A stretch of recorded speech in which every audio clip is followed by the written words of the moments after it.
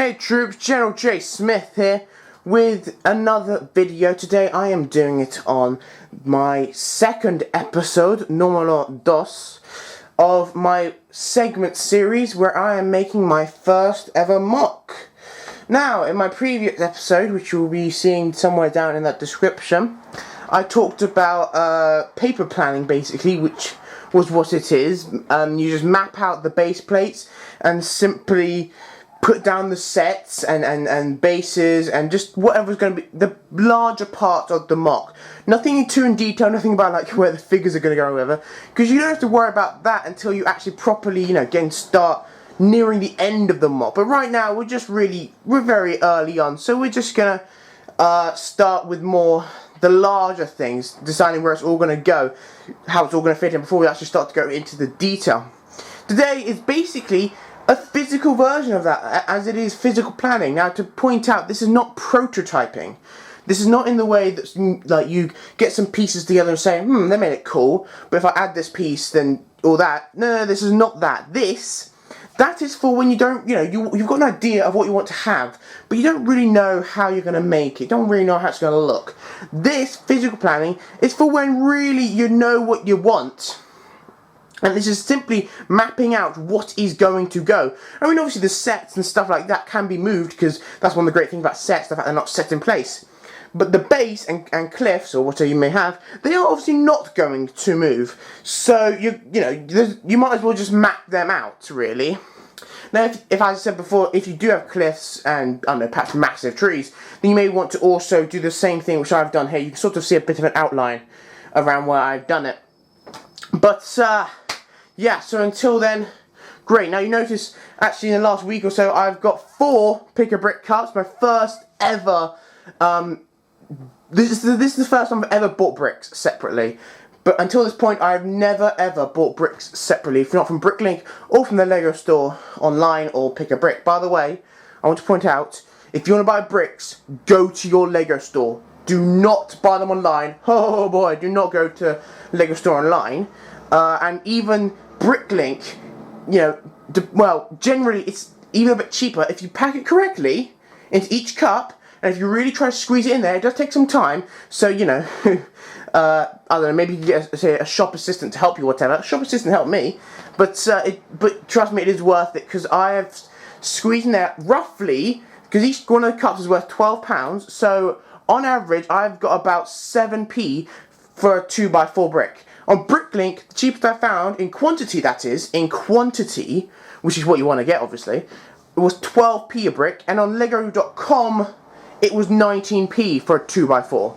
These are ridiculous prices. So if you're willing to go through the effort, and I know some of your stores may be miles and miles away, but if you're willing to go through the effort, it is definitely, and if you obviously want to get a large amount, and if you don't have all the money in the world, then it is definitely a lot better to go and get a pick-a-brick cup, because you're getting a lot more for money. Also, the fact I didn't particularly do it, because really, I don't know. It took me long enough to do that, and I thought, oh, whatever, I can't bother.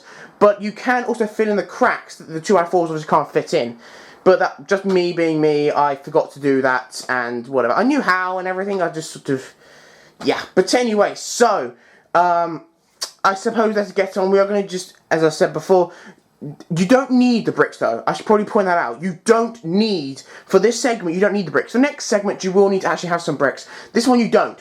This one is literally just planning, which means you can use any bricks in your collection. Make sure though you do know the proportions, and like if you're using a 1x2, and in the real MOC you use a 2x2, then make sure you realise this. So, yeah. But anyway, so I guess let's just better get on. I have put a little grass down there just because, I don't know, just because I was bored. But, let's just get on and go into the actual planning. Alright, so now we are down here, as I said before, because my particular MOC, the only major sort of structure, or, well, really just the part that isn't going to move, is going to be the base. That's the only part I've had to map out. Obviously you've got other big things like the, what's this called? Chronotober tank and other stuff, but this doesn't need to be mapped out, mainly because it's a vehicle so you can move, and you can put it in other places. But this applies not just if you're making a base, but a cliff, or anything large scale that's going to take up a lot amount of space, and is also, like, immobile. In other words, it will not move. That is where it's going to stay. You should really plan it out. You know, so you can actually physically see. Yeah, really. And this is really quite helpful whether you're doing a larger or smaller MOC, really, just to really show how this will transpire. You know, also it may be helpful if, you know, for doors you need to see how, like, if you want a particular set to fit through a door. For example, if I want the clone turbo tank to fit through a door, the door's going to have to be a certain amount big. So this is another good way to see how really it's going to sum up and all that.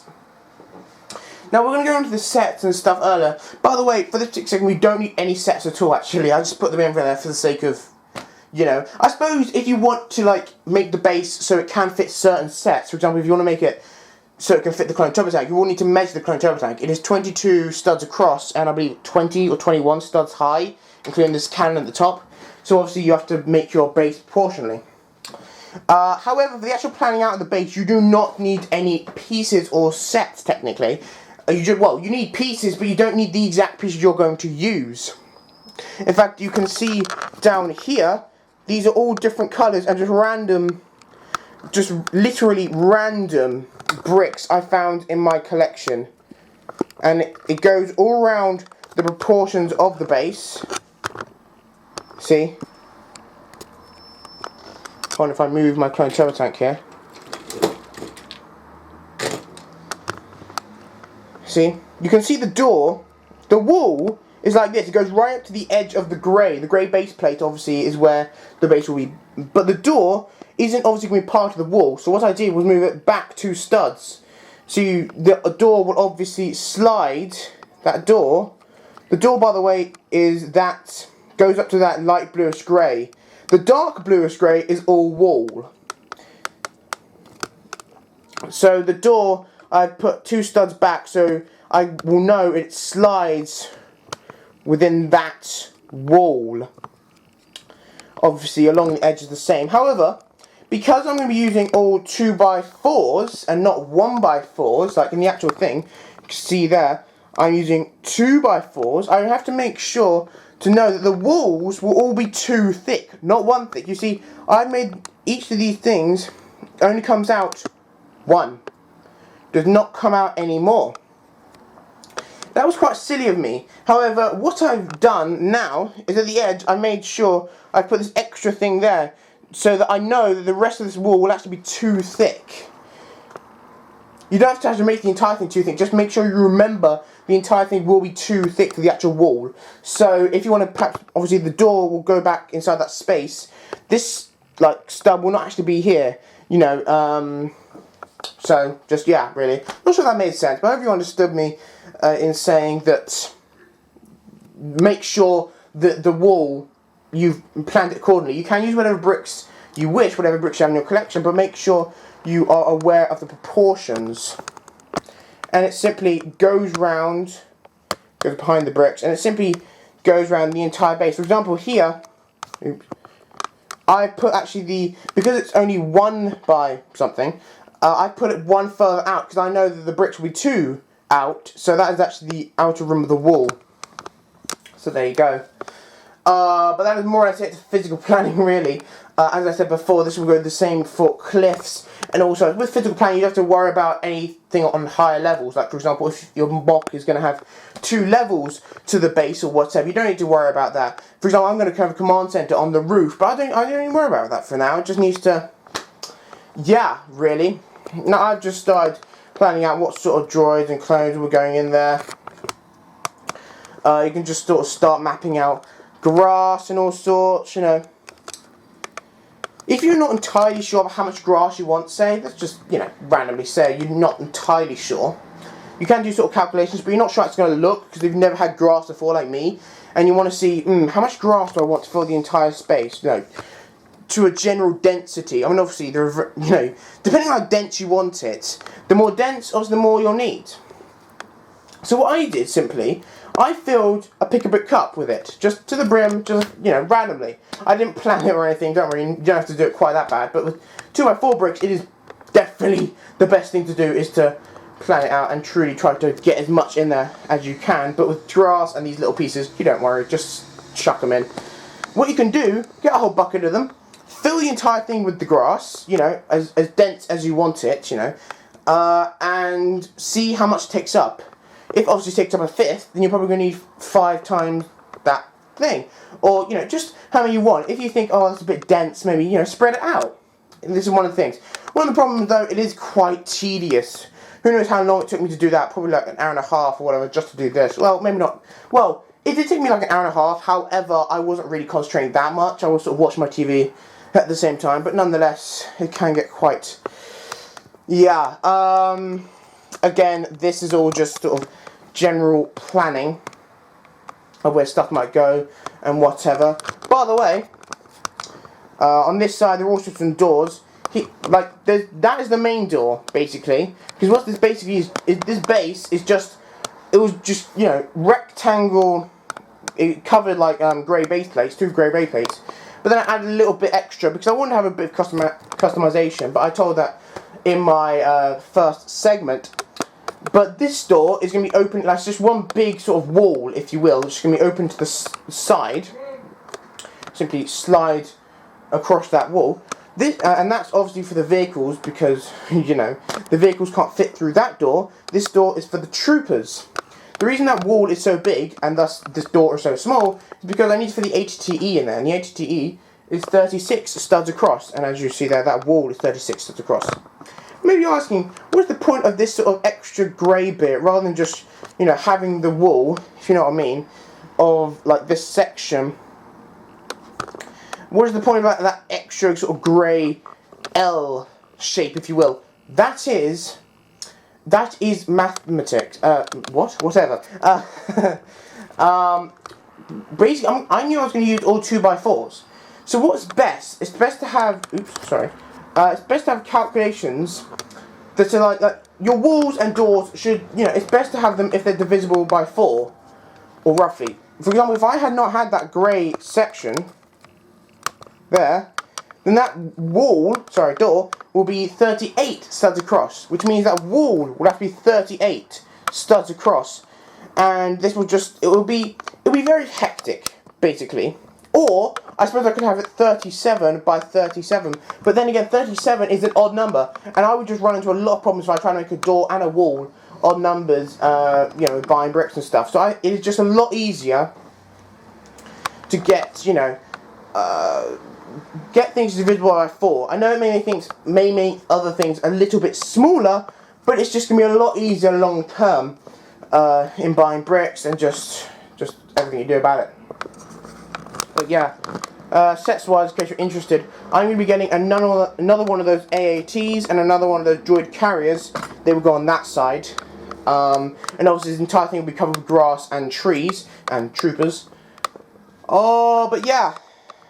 And then some other stuff really. But that is more or less it. My next segment, I'll just be showing you, like, start to put down bricks, really. Not completing it by next thing, just starting to put down those bricks there. I've got 4 pick a brick cups, one of which was filled with complete grass. The other 3 were just filled with 2x4s. So, yeah. But anyway, so there you go. I suppose that is it then to this segment. I'm kind of glad. I didn't want to go on too long, but there you go. So, if there's anything you do not understand, please do leave it down in the comments, because I only do these segments for you. The reason I'm doing these really, it isn't as much with my benefit as such, because at the end of the day, I'm going to build this MOC the same way, whether I film it or not. So I might as well film it for your, you know, benefit. Because it's all good just doing one video on a MOC, but I think, you know, it's better to just do sort of like a sort of a thing about the MOC, rather than just making the MOC and there you go. Especially considering my first ever MOC, kind of special. But anyway, if you like the video, please do give it a like down below, and I'll stress again in the comment section if you do not understand a thing, like anything at all, doesn't matter. If you don't understand it or just got any questions, leave them down in the comments and I will try to answer them in some way. But that's basically it then. Obviously, please subscribe to my channel because I would greatly appreciate that in many ways. To check out these new things. As I said, the next segment will probably bring. Ooh, it's now Friday. No, wait. I'm not sure. Yeah, I think it's Friday. I forget. No, I think it's Saturday actually. Oh, whatever. It's some date, so it'll probably be coming sometime next week, early next week. I don't know. But then after the third segment, I'm not sure what I'll do because.